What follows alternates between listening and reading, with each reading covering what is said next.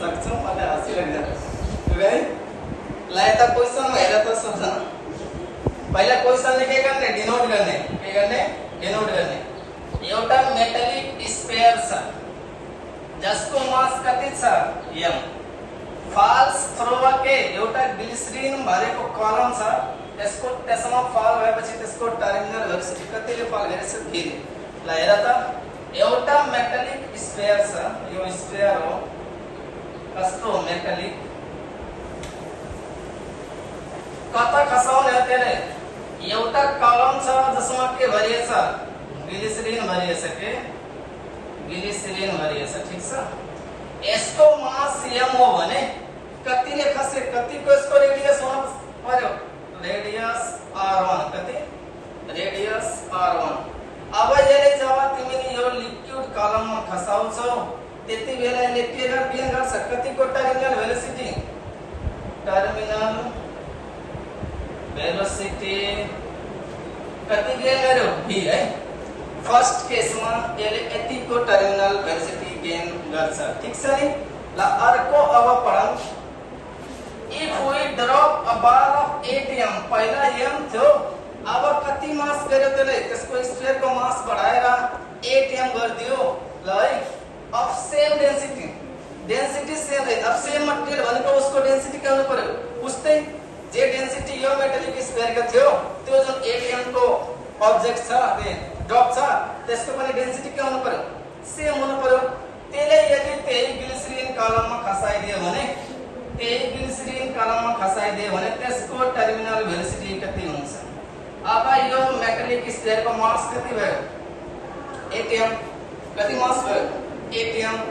अब यसको रेडियस मानिहाल के त r2 के त रेडियस हुन्छ यसलाई जब यहाँ खसाउँछौ ग्लिसरिन कलममा त्यसले टर्मिनल भेलोसिटी कतिको गेन गर्छ हामीले के गर्ने हो निकाल्ने हो ल है अब एकछिन अगाडि बढौं मास को फर्मुला के हो m into v into के त डेंसिटी v into के त डेंसिटी यदि मटेरियल सेम छ भने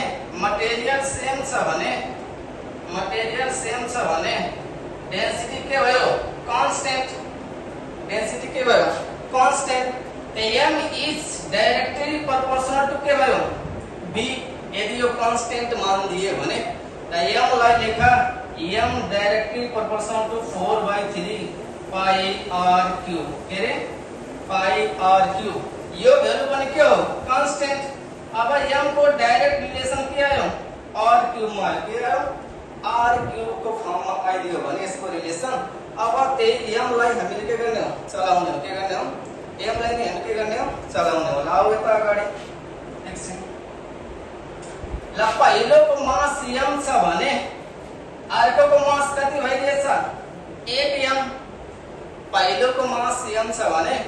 अर्को को मास के भइदिएछ 8 m यसलाई यो टारेर मैले डाइरेक्ट यस्तै लेखे है ल पहिलो को रेडियस r1 को क्यूब हो भने दोस्रो को रेडियस के भयो r2 को क्यूब के भयो r2 को क्यूब भयो ठीक छ ल यो m बाट m काट्दै भने 1/8 m भइदियो 8 इक्वल टु r1/k r2 को के गर्यो होल क्यूब गर्दियो भने यसको क्यूब यदि लिन्छौ भने के हुन्छ 1/2 इक्वल टु r1/r2 आउँछ कि आउँदैन आउँछ r1/k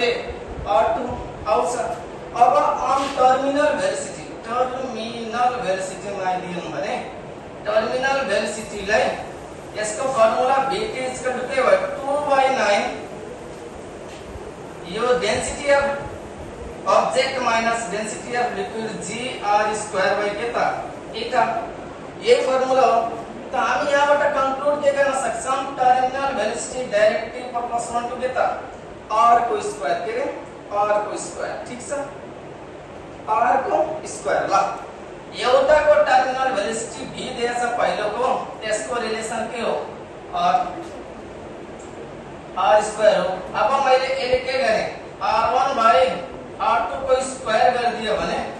r1/r2 को स्क्वायर गरिदियो भने यसको के निकाल्न सक्छौं भने एउटाको देश टर्मिनल भेलोसिटी अर्को के गर्न सक्छौं निकाल्न सक्छौं के गर्न सक्छौं अर्कोको निकाल्न सक्छौं यसको सट्टामा हामी के लेख्न सक्छौं 1/2 लाई b by dt यो एटीएम मास को टर्मिनल भेलोसिटी निकाल्न गइरहेछौं भने r1 by r2 को सट्टामा के लेख्न सकियो 1/2 को स्क्वायर